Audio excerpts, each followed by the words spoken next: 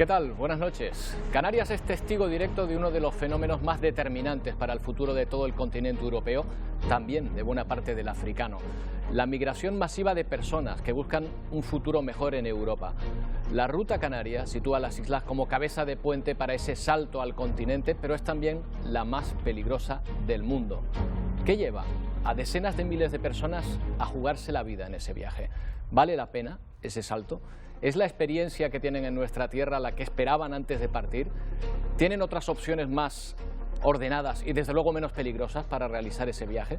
Son preguntas que vamos a tratar de contestar a lo largo de este programa especial en el que vamos a aportar una nueva mirada al fenómeno migratorio, la de quienes parten, con la intención de que ustedes tengan más elementos de juicio en un debate que está de plena actualidad, especialmente aquí en las islas. Son muchas las nacionalidades de los migrantes que llegan a las islas, pero es desde Senegal donde se ha registrado un mayor aumento de llegadas en los 2 últimos años. Pero no es ni mucho menos un viaje sencillo. Miren, vamos a ver en este gráfico la ruta aproximada que hacen las embarcaciones que tratan de llegar a Canarias desde aquel país. Cubren una distancia de unos 1.500 kilómetros, no está nada cerca, y tardan en torno a 7 días. Esta distancia, para que se hagan una idea, es mucho mayor que la que existe entre Lanzarote y Cádiz, que es de unos 1.000 kilómetros. Para evitar las patrullas costeras, se alejan de la costa africana y se arriesgan, si derivan hacia el oeste, a perderse en el Atlántico para siempre. ¿Y dónde está Senegal a todas estas? Lo han podido ver, pero podemos saber un poco más de este país en la costa occidental de África, al sur de Canarias. Son 17 millones de personas, una superficie que es aproximadamente la mitad que la de España.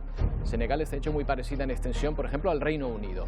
La capital es Dakar, está a la mitad de la costa del país, al norte otra gran ciudad, San Luis, casi en la frontera con Mauritania. Lugar por donde al estar al norte salen muchos cayucos rumbo a las islas, porque así se ahorran parte de la travesía por mar. Y el dato definitivo que nos lleva a fijarnos en este país: 40.000 personas llegaron a Canarias en 2023. En lo que llevamos de 2024, 191 cayucos han traído a través de la ruta a unas 12.000. Solo este martes, por ejemplo, han llegado varias embarcaciones con unas 400 personas a bordo. En este programa especial les proponemos un documental y una charla posterior con los invitados que me acompañan en esta mesa. El documental se llama Miedo, Hambre y Frío, las 3 sensaciones principales que describen quienes se han lanzado al mar en la ruta canaria. Un documento elaborado por Luis Navarro, Roberto Almau para la productora Videre, que tiene como inspirador a uno de nuestros invitados, José Naranjo, periodista especializado en migración y que vive habitualmente en Senegal. Pepe, ¿qué tal? Buenas noches. ¿Qué tal? Buenas noches. Hace 13 años ya, ¿eh? 13 años ya. Qué rápido. Parece que fue ayer cuando me fui. Qué rápido ha pasado. Pepe, imagino que esa perspectiva del lugar de origen de muchas de estas embarcaciones es lo que te ha llevado a idear este proyecto, ¿no? Este documental. Sí, lo comentabas, ¿no? El año 2023 fue un año de especial intensidad de llegada de embarcaciones a Canarias, un viaje, como tú comentabas, ¿no? que entraña un enorme sufrimiento para muchas personas, ¿no? Yo creo que hemos querido poner el foco precisamente en quienes hacen ese viaje o quienes quieren hacerlo, quienes lo han hecho y reflexionan sobre lo que ha ocurrido, ¿no? Era una oportunidad enorme en un contexto especialmente intenso, político y social, el que vivió Senegal también hasta hace poca fecha, y darles la oportunidad a los senegaleses y las senegalesas de hablar y nosotros de escucharlos. Yo creo que ese era uno de los objetivos del documental. Seguimos con nuestros invitados. Loila Ndiaye es abogada, activista en favor de los derechos humanos y las personas migrantes. Conoce bien el laberinto legal que en demasiadas ocasiones no desemboca en ningún sitio, Loila.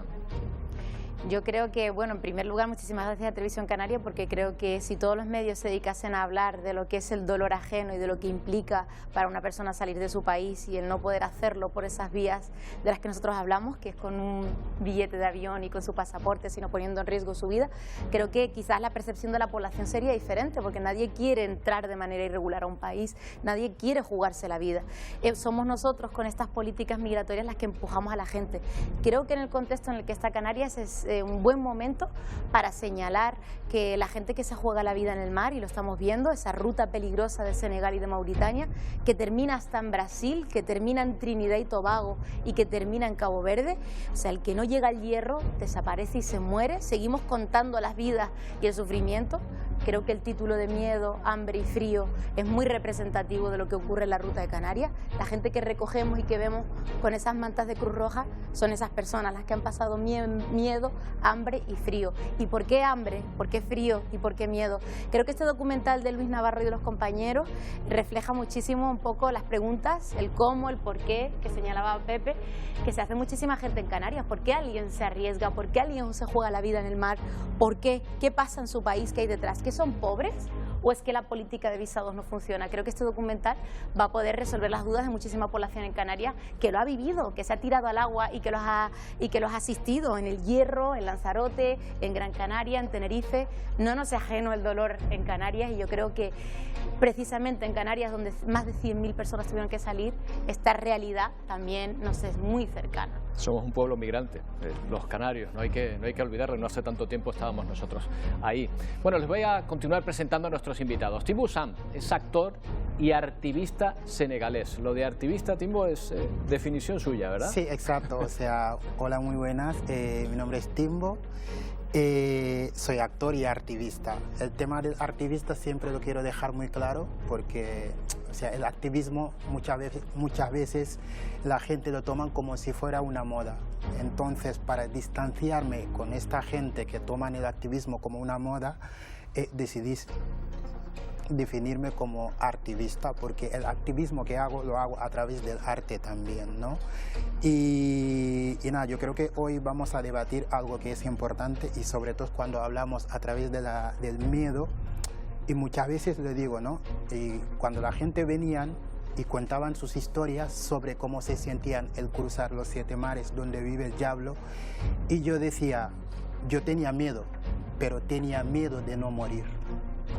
Esa es la diferencia que yo tenía con otras personas. La gente tenía miedo de morir y yo tenía miedo de no morir, porque yo era pescador, empecé a pescar desde los 11 años y sé nadar, o sea, entonces veía el mar, miraba donde miraba, solo veía el mar y gente desesperada.